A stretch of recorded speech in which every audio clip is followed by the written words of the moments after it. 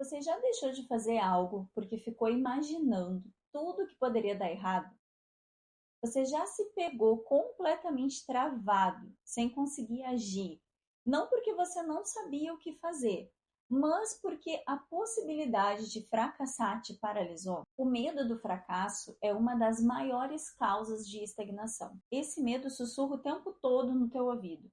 E se não der certo? E se eu não for o suficiente? E se todo mundo perceber que eu falhei? E muitas vezes o medo do fracasso ele não vem sozinho.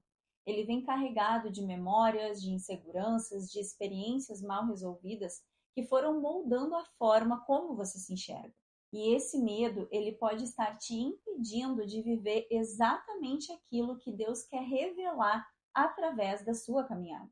E é exatamente sobre isso que eu quero conversar contigo hoje.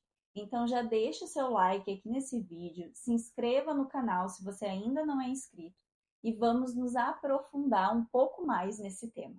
Do ponto de vista neurocientífico, o medo do fracasso ele está ligado ao sistema límbico, onde o cérebro registra as nossas experiências de dores emocionais.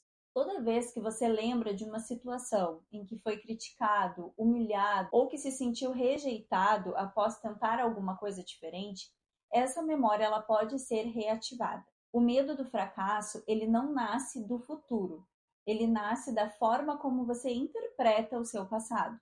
Talvez tenha sido algum erro que te marcou, talvez tenha sido uma crítica que te feriu, ou uma tentativa frustrada que te fez duvidar de si mesmo. E o seu cérebro, por instinto, ele quer te proteger de tudo isso que você já viveu. Ele entende que se isso doeu antes, então é melhor nem tentar de novo. Só que o problema é que para te proteger da dor, o cérebro também te afasta da possibilidade de crescimento. É como se você estivesse preso numa zona de proteção, que também é uma prisão invisível. E é aí que o ciclo começa. Você pensa em fazer algo, você se sente entusiasmado, mas logo vem a dúvida, a insegurança, a comparação e a autocobrança. Então você hesita, você procrastina, você se sabota e depois você se culpa. Ao longo dos anos, com a minha caminhada, eu percebi que eu acompanho mulheres incríveis, que carregam dons, talentos, mas também carregam uma dor muito comum dentro delas, que é o medo de não corresponder às expectativas. E sabe qual é a raiz disso? É a falsa ideia de que a nossa identidade está na performance. Nós aprendemos a nos definir por resultados, por números, por validação. Mas se você constrói a sua identidade em cima do que você faz, qualquer pequeno erro vira uma ameaça para você. Você substitui a frase eu errei por eu sou um erro. E essa mentira afunda sua autoestima.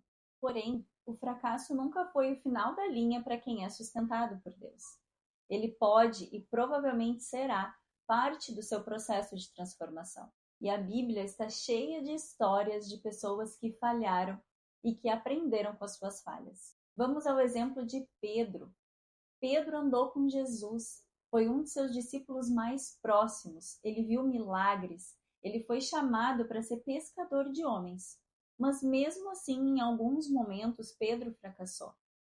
No momento mais difícil da trajetória, ele negou Jesus por 3 vezes. E para Pedro, isso não foi um deslize pequeno. Foi uma queda profunda, foi um colapso emocional.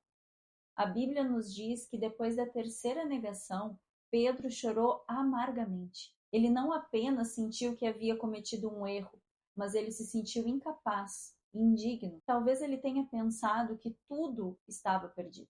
Mas Jesus já sabia que isso ia acontecer, de todos esses detalhes e de como Pedro se sentiria. Quando Jesus ressuscita, o anjo diz às mulheres no túmulo: vão e digam aos discípulos e a Pedro.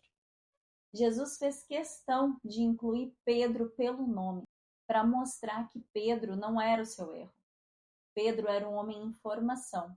E pouco tempo depois, é esse mesmo Pedro que se levanta em Atos e prega com ousadia, levando milhares de pessoas à conversão. O fracasso de Pedro não o desqualificou.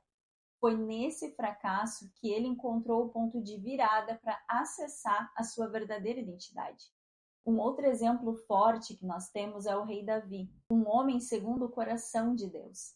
mas que em alguns momentos caiu de uma forma bem feia. Davi cometeu adultérios, mentiras, assassinato. Ele colheu consequências duras por causa de cada uma de suas falhas. Mas sabe o que o diferenciou? Davi não ficou preso no erro. Davi se arrependeu, se quebrantou.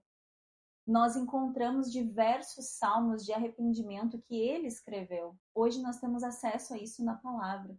Davi se reergueu. O Salmo 51, por exemplo, é uma oração linda de quem entendeu que o coração arrependido é mais valioso para Deus do que uma ficha limpa aos olhos dos homens. O fracasso de Davi não virou sua identidade, virou um testemunho de tudo aquilo que Deus fez na vida dele. E por fim, olhe para a cruz. Aos olhos humanos, a cruz foi um completo fracasso. Nós vemos um homem rejeitado, traído, humilhado, pregado entre criminosos. Mas foi ali na maior dor que Deus estava cumprindo o seu maior plano. Todos esses exemplos nos ensinam que até o nosso pior momento pode ser o cenário exato onde Deus está trabalhando a nossa salvação, a nossa fé, o nosso caráter. Por isso, hoje, eu quero que você reflita na seguinte pergunta: se você não permitisse que o fracasso definisse quem você é, o que você tentaria hoje?